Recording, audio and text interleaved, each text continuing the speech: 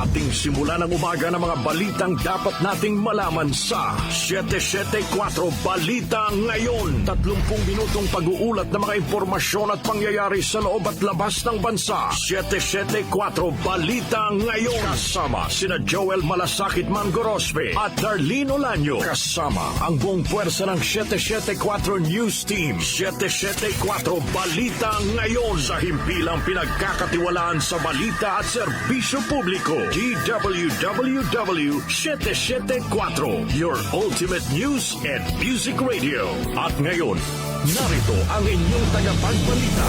774 Balita Ngayon. Magandang umaga Luzon, magandang umaga Visayas, magandang umaga Mindanao.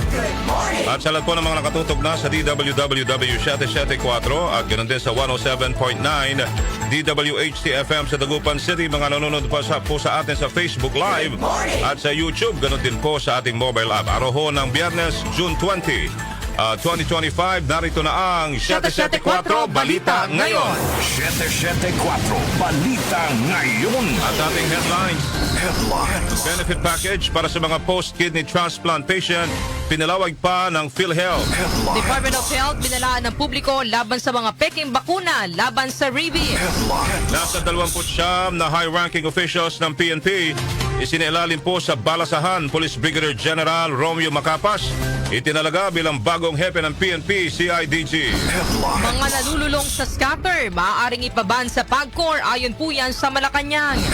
Vice President Sara Duterte hindi muli dadalo sa zona ni Pangulong Ferdinand Marcos Jr.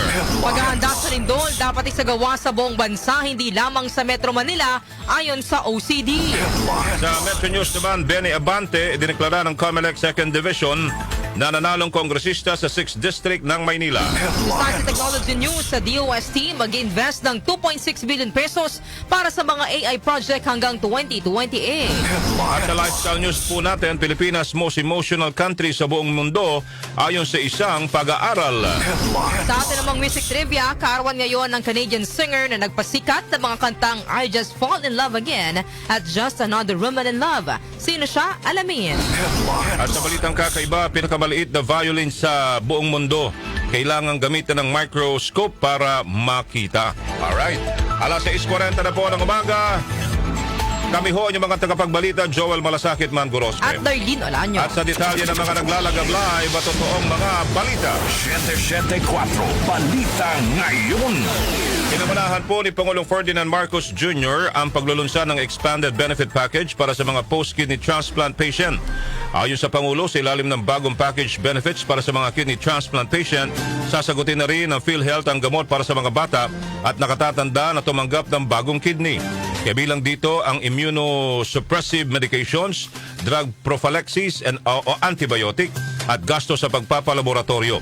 Bukod dito, sagot na rin po ng PhilHealth ang 3 beses kada linggong dialysis na abutin ng 156 sessions sa loob ng isang taon. Inanunsyo rin ng Pangulo na itinaas na rin ang subsidy sa dialysis per session na mula sa 4,500 ay magiging 6,000 pesos na.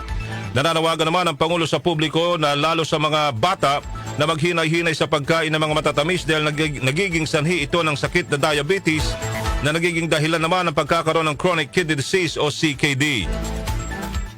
Yun ang kailangan natin ituro sa ating mga kabataan. Imbis na uminom ng mga soft drink, ay uminom sila ng fruit juice. Matamis din naman eh. Imbis na maglagay ng asukal, puro matamis ang kinakain, matuto naman kumain ng Ilocano diet. Na medyo may mga mapait, may mga ampalaya, may mga ganun. Nakakabuti yan para mapapaganda naman natin ang kalusugan ng mga ating kabataan. Yan po si Pangulong Ferdinand Marcos Jr. Samantala, tensyon sa pagitan ng Israel at Iran. Walang epekto sa remittances ng OFW ayon po sa palasyo. Narito ang report ni Chanel Salazar. Chanel. Hindi nakikita ng palasyo na makakaapekto sa remittances ng overseas Filipino workers ang tensyon sa pagitan ng Israel at Iran. Batay sa impormasyon mula kay Department of Finance Undersecretary Maria Lualhati Joseco, sinabi ni Palace Press Officer Claire Castro na noong 2024, 0.03% lang ng kabuang OFW remittances ang nanggagaling sa Israel at Iran. Sa ngayon po ay wala pa pong impact na ganon sa OFW remittances. Ang sabi po niya, and I quote, "The impact on remittances remains limited for now. Given the remittances from Israel and Iran amounted to $106.4 million in 2024, 0.03% of total remittances." Pero ayon kay Castro, nagbabala si Chuseco na kung lalala ang gulo at madadamay ang iba pang parte ng Middle East, ay maaaring magkaroon ng malaking epekto sa overall remittances ng OFWs. Nabatid na abot sa halos 30,000 ang mga Pilipino sa Israel na karamihan ay caregivers, habang nasa higit 1,000 Pinoy naman ang nasa Iran. Ako si Chanel Salazar ng DWWW 774, your ultimate music radio. Maraming salamat sa iyo, Chanel Salazar. 774 Balita Ngayon. Binalaan ng Department of Health o DOH ang publiko laban sa mga rabies vaccines na hindi rehistrado sa Food and Drug Administration o FDA at ibinibenta sa murang halaga. Ayon kay Health Secretary Ted Herbosa, nadiskubre nilang may mga private vaccine facilities o mga animal bite center na nagbibenta sa murang halaga ng mga hindi rehistradong bakuna.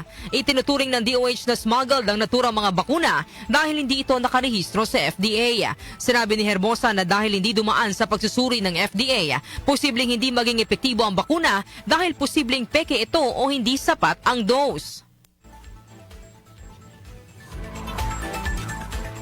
We discovered there are vaccines coming in that are not registered with FDA. So in fact, I had a meeting yesterday with the Bureau of Quarantine, the FDA, and the CIDG because we have discovered there are private vaccine facilities, yung tinatawag na Animal Bite Center, yun yung private, na nagbebenta at an alarmingly low price ng bakuna. And when we check them, hindi siya registered with our FDA. So mukhang smuggled. So ang tawag namin doon, contraband. Whether they're real or not, if they didn't pass through the FDA, hindi dapat yun maibenta. And then, yan ang problem. If they're given to people na nakagat, baka hindi effective. Kasi baka, number one, baka fake or baka underdose. So that's the reason pinapa-strengthen namin itong paghuli. And baka by a few days from now, makarinig tayo ng mga establishments na ma-check sila kung meron talaga silang vaccine. Yag ni Health Secretary Ted Herbosa. 774 Balita Ngayon. Alas 6:45 po ng umaga, nasa 29 na high-ranking officials ng Philippine National Police o PNP ang sinilalim po sa panibagong balasahan. Bate ito sa reassignment order na inilabas si PNP Personnel and Records Management Director Police Major General Constancio Chinayog na pirmado ni Chief of the Directorial Staff Police Lieutenant General Edgar Alan Ocubo. Kabilang po sa mga nabalasa ang isang Police Major General, 26 na Police Brigadier General at 2 Police Colonel. Nilinaw naman ni PNP Spokesperson Police Brigadier General Jean Fajardo nang ipinatupad na balasahan ay normal lamang at walang kinalaman sa kabiguang makasunod sa 5-minute response time. Samantala, tinalaga naman ni PNP Chief General Nicolas Torre III si Police Brigadier General Romeo Macapas bilang bagong hepe ng Criminal Investigation and Detection Group o CIDG. Si Macapas po ay pumalit kay Torre na unang humawak sa CIDG bago napili ni Pangulong Ferdinand Marcos Jr. na maging PNP Chief. Bago ito, pinamunuan naman ni Macapas ang Police Regional Office ng Bangsamoro Autonomous Region in Muslim Mindanao hanggang nitong nakalipas sa 2025 midterm elections. Balita naman sa labas ng himpilan, mahigit 6.5 milyong pisong halaga ng hinihinalang illegal na LPG na samsam ng CIDG. Detalyated po ni Angel Garcia. Angel. Nagkasama ang operatiba ng Criminal Investigation and Detection Group na isang operasyon sa CMQ Refilling Plant sa Barangay Kawayan, Angeles City, Pampanga, Kamagalawa. Nagresulta ito sa pagkakaaresto sa 2 suspect na sina alias Anthony at Ruel at pagkakakumpiska ng hinihinalang illegal na produktong LPG na nagkakahalaga ng humigit kumulang 6.5 million pesos. Base sa investigasyon ng CIDG, illegal na nire-refill ang mga suspect ang mga LPG tank at pinipinturahang muli ang mga tangke upang matakpan ang orihinal na marka nito bago ibenta. Nasamsam ng otoridad ang sandamakmak na ebidensya gaya ng mga LPG storage tank, lorry tank, timbangan, gamit sa refilling, mga tangkeng may laman at walang laman at mga resibo ng benta. Naharap ang mga suspect sa kasang paglabag sa trademark infringement at unfair competition ng RA 8293 o Intellectual Property Code of the Philippines. Angel Garcia ng DWWW 774, your ultimate music radio. Maraming salamat sa iyo, Angel Garcia. 774 Balita Ngayon. Samantala, sinisikap na ng Malacanang na mapasara ang libo-libong gaming websites na illegal na nag-ooperate sa bansa. Inihag ito ni Palace Press Officer Undersecretary Claire Castro sa gitna ng mga pangamba dahil sa epekto sa mga Pilipino at sa kanilang pamilya ng online casino games na kilala rin bilang scatter.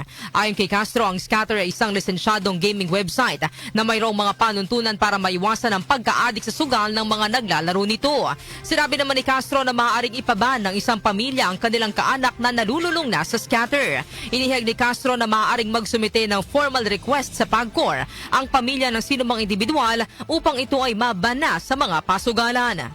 Nakakalungkot po dahil marami sa mga kababayan natin ang nagugumon sa sugal. Kung gagamitin lamang nila ang kanilang utak, ang kanilang pagdiskarte, hindi na sana sila poproblemahin ng gobyerno. But dahil hindi nila makontrol ang sarili nila sa pagkagumon sa sugal, ay kailangan pa silang intindihin. Ang scatter po ay isang game na ino-offer ng mga licensed gaming website. So kapag ka po ito ay in-offer naman ng isang licensed gaming website, nakokontrol po ito, namomonitor po ito, at kung ang pamilya man ay nagkakaproblema sa kanilang kamag-anak dahil nagugumon sa sugal, maaari po sila agad pumunta sa PAGCOR para po maban ang tao na ito. Sinabi rin ni Castro na sa ngayon ay tinutugunan na ng gobyerno ang problema sa naglipa ng illegal gaming website sa bansa. Inihag pa ng kalihim na marami na ring illegal website na napasara ang DICT. Gayunman, gumagawa lang ng panibagong website ang mga naipasara na at muling nagpapatuloy sa pag-ooperate. Tiniyak naman na Malacanang na patuloy na nagtutulungan ang PAGCOR at DICT upang masawata ang mga illegal na website. Samantala, Kongreso, may inilaan na pondo para sa San Juanico Bridge. Grace Mariano sa report.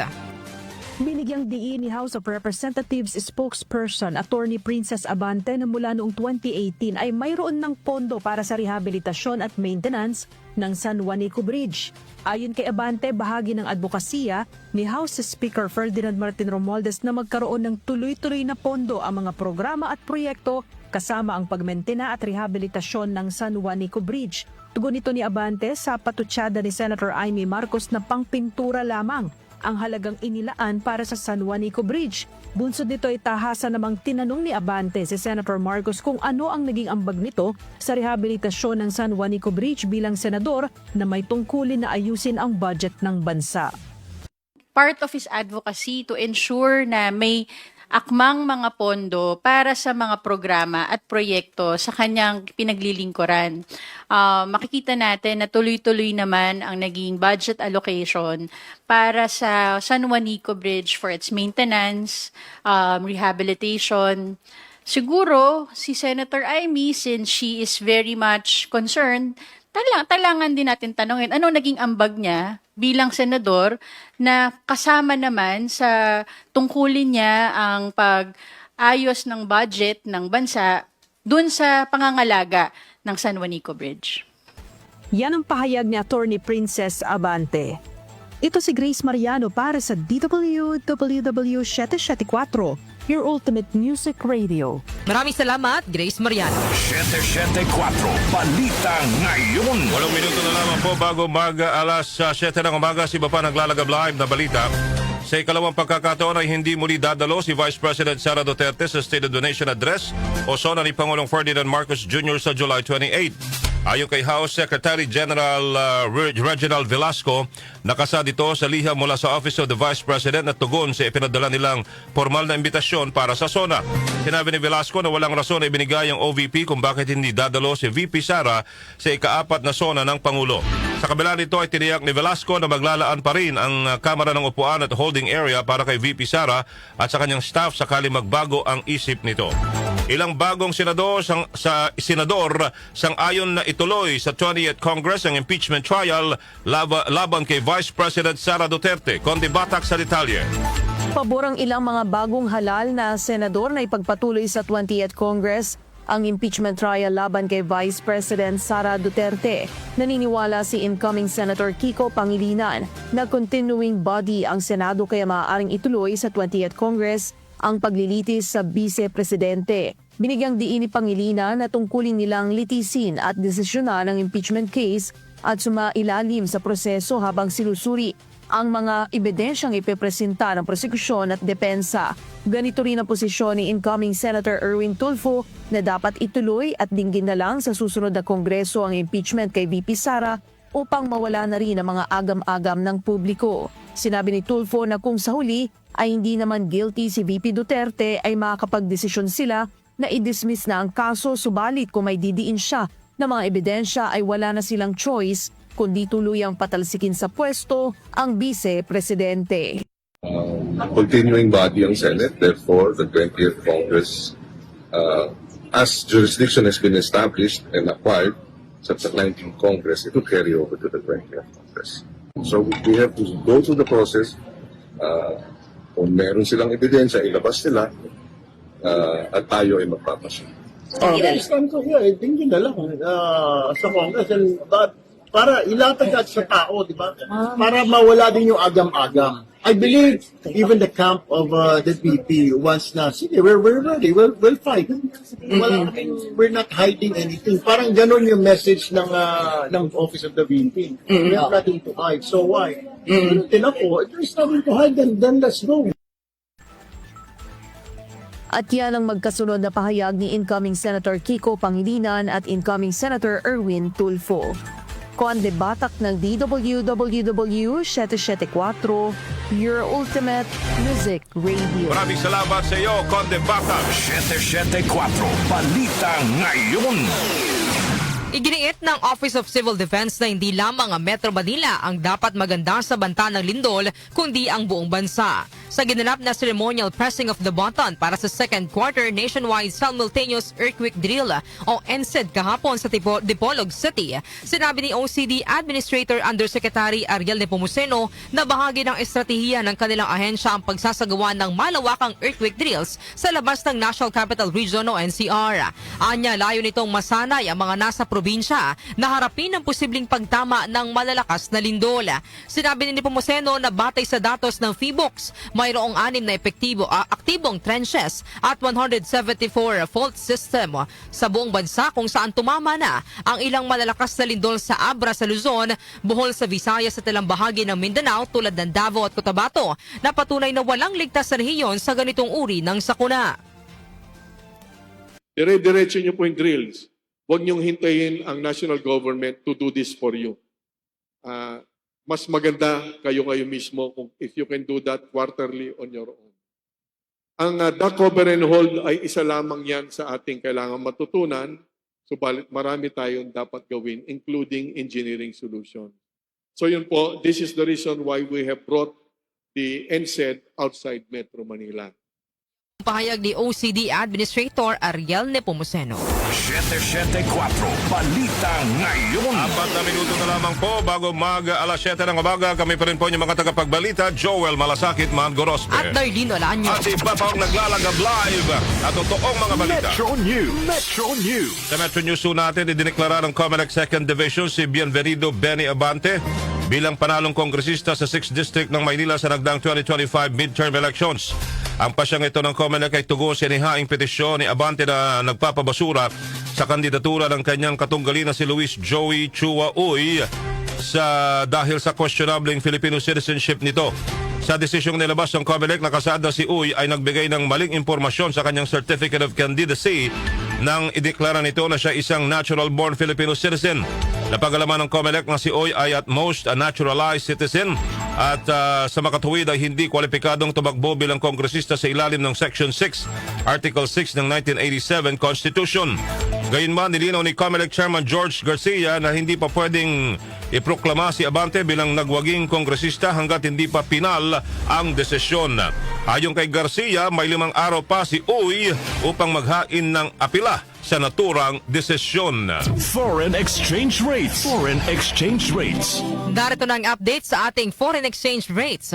Ang palitan po ng piso kontra dolyar ay nasa 56 pesos and 84 centavos, 65 pesos and 27 centavos samaan ang palitan ng piso kontra euro, habang ang British pound ay nasa 76 pesos and 31 centavos.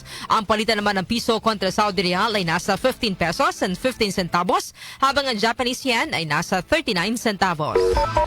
Lotto results. Lotto results. Tumaya ka ba kagabi ng Lotto? Narito na ang resulta mula kay Jonah Bakiran. May nanalo ba, Jonah?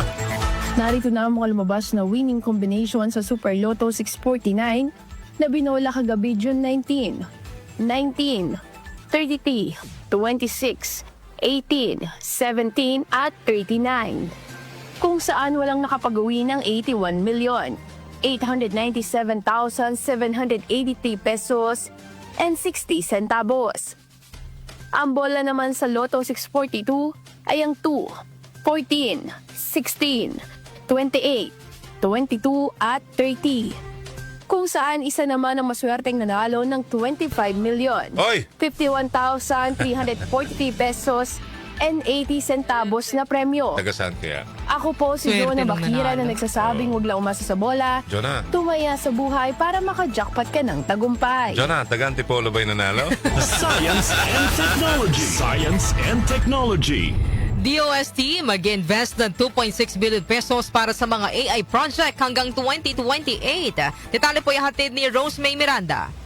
Sa gitna ng pag-usbong ng artificial intelligence, plano ng Department of Science and Technology o DOST na mamuhunan ng mahigit 2.6 billion pesos sa mga AI project. Sa ginanap na Philippine launch of the Global Human Development Report 2025 sa Makati City, sinabi ni DOST Secretary Renato Solidum Jr. na bumuo ang kagawaran ng AI roadmap na naglalatag ng mga estratehiya sa mga pasilidad at serbisyo, mga patakaran sa siyensa at teknolohiya, human resources at research and development o R&D technology. Bilang bahagi ng Human Resources Development, ang DOST ay tutuon sa capacity building, AI innovation ecosystem, online learning platforms, upskilling at partnership building. Inihayag pa ni Solidum na pinangungunahan ng DOST ang paglikha ng isang AI think tank na magiging isang national body na binubuo ng mga stakeholder mula sa gobyerno, akadim at pribadong sektor upang mag-develop na isang unified national AI strategy at framework.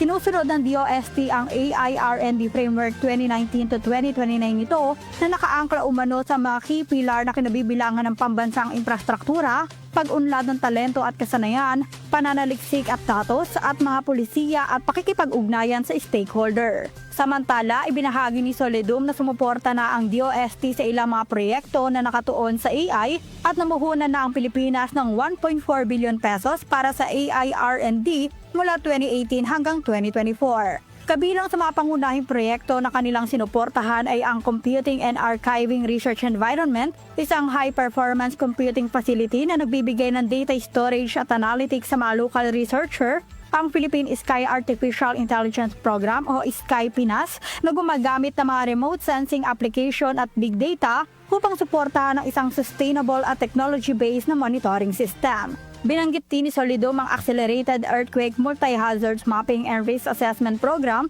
na layong mapabilis sa mga pagtatasa ng panganib sa kalamidad sa buong bansa.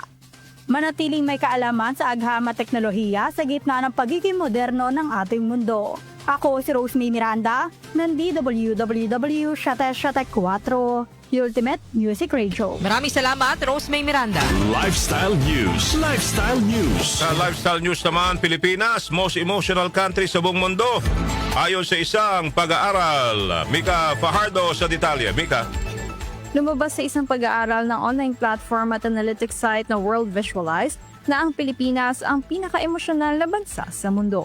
Ayon sa kanilang Gallup survey, nakatanggap ang Pilipinas ng total score na 60% sa mahigit 150 bansa na nag-uusap tungkol sa kanilang mga karanasan sa galit, stress, pag-aalala, kalungkutan at kasiyahan. Sinabi ng Gallup na ang emosyonal na marka ay kumakatawan sa porsyento ng mga respondent na nagsabing naramdaman nila ang kahit isa sa mga emosyong ito noong nakaraang araw na ginawa ang pag-aaral. Ang 60% ng Pilipinas ay sumasalamin sa masiglang kultura ng bansa kung saan malaki ang halaga ng emosyonal na pagpapahayag sa pang-araw-araw na buhay ng isang tao. Ang ilan sa mga factors na nagtutulak sa damdamin ng mga Pilipino ay ang mga socio-economic conditions, family structures, at maging ang klima dahil ang anilay mainit at kamyog cultures ay kadalasang nanghihikayat ang bukas na pagpapahayag habang mas malamig at mas individualistic societies ay maaaring pigilin ito. Sumunod naman sa Pilipinas ang El Salvador, Bahrain, Oman at Colombia. Ako po si Mika Fajardo ng DWWW 774, your ultimate music radio. Maraming salamat sa iyo, Mika Fardo, pero totoo yun.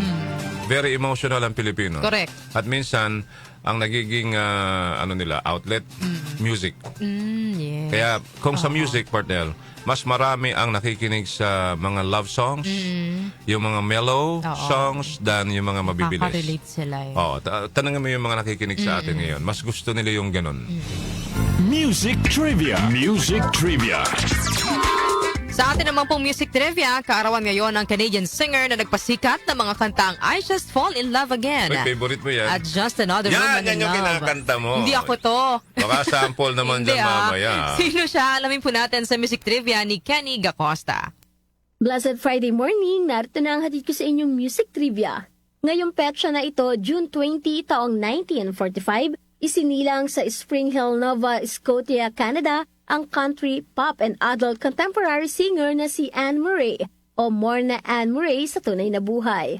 Siya ang boses ng mga kilalang awitin gaya ng Just Another Woman in Love at I Just Fall in Love Again. Sa murang edad ay natuto ng tumugtog ng piano si Murray habang sa edad na 15 ay dumaan siya sa mga voice lessons at sa panahon ng pagkuha naman niya ng degree sa physical education sa University of New Brunswick ay nagsimula na rin ang kanyang singing career makaraang manalo sa TV series na Sing-Along Jubilee noong 1966. Sa kanyang higit 4 na dekada sa industriya ng musika, nakabenta si Anne Murray ng higit 55 milyong kopya ng album sa buong mundo. Nanalo rin siya ng 4 na Grammys, kabilang ang Best Female Pop Vocal Performance noong 1979 para sa awiting You Needed Me.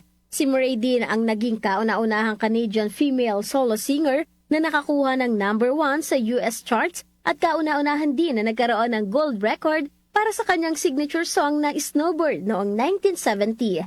Maliban sa Just Another Woman in Love, You Needed Me at I Just Fall in Love Again, ilan pa sa mga sumikat na kanta ni Anne Murray ay ang Amazing Grace, Love Song, You've Got a Friend at Broken Hearted Me na mapapakinggan ninyo dito sa inyong Ultimate News and Music Radio na DWWW 774.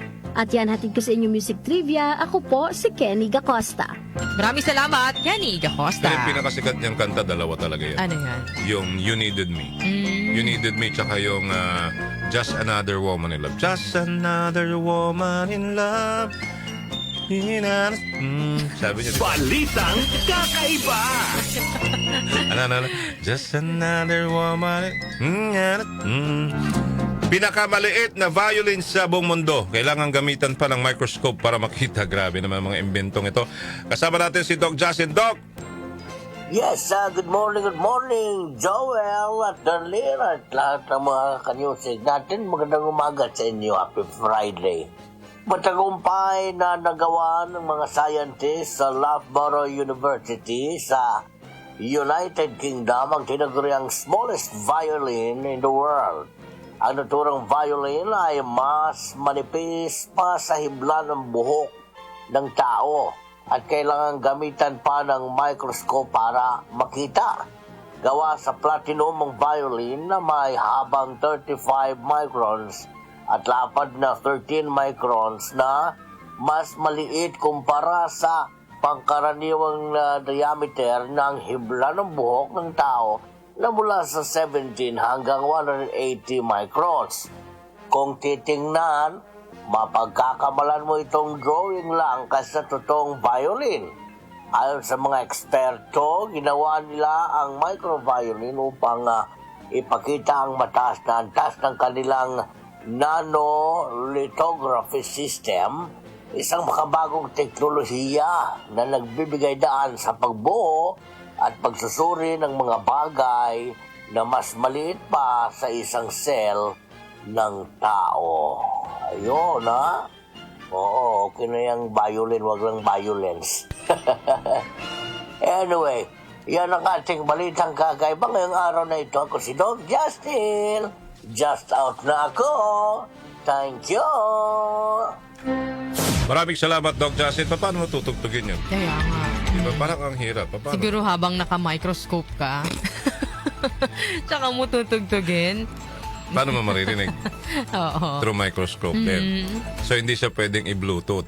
Hindi. Hindi mo siya, wala ka rin pwedeng isaksak doon. Kasi sobrang liit. Sobrang liit. Di ba? Kahibla nga lang ng buhok. Correct. Daming invento talaga. Ang gagaling talaga ng mga... Iba na yung technology ngayon, no? Technology. Ang daming mga scientist, mga kaibigan. Ang daming mga inventor ngayon.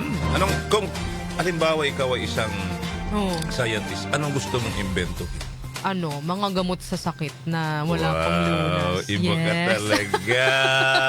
Ang serious. Tinatawanan ka ni LG. Ang serious mo naman. Ang serious. Ako pinag-iisipan ko pa. Kayo mga kababayan, kung kayo magiging, magandang topic to. Scientist. Ito, Friday naman ngayon. Ano ba yung topic natin ulit? Yung community service. Okay, maliban doon. Kung kayo po halimbawa po ay magiging isang scientist, di ba? Ano pong imbensyon ang gusto nyong gawin? Ha? Ano po yung gusto nyong i-imbento? Huwag ko kayo mga imbento ng kwento.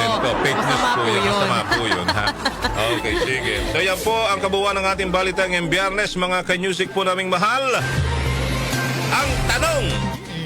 Ito po ang ating topic ngayong araw ng Biyernes. Sang-ayon ba kayo na community service na lang ang ipataw na parusa sa mga lalabag sa NCAP kaysa multa? Taas ang kamay! Di ba? Ayan. Taas ang kamay! Sinong sang-ayon? Yung sang-ayon. Sa hindi sang-ayon. Taas ang paa. Ayan.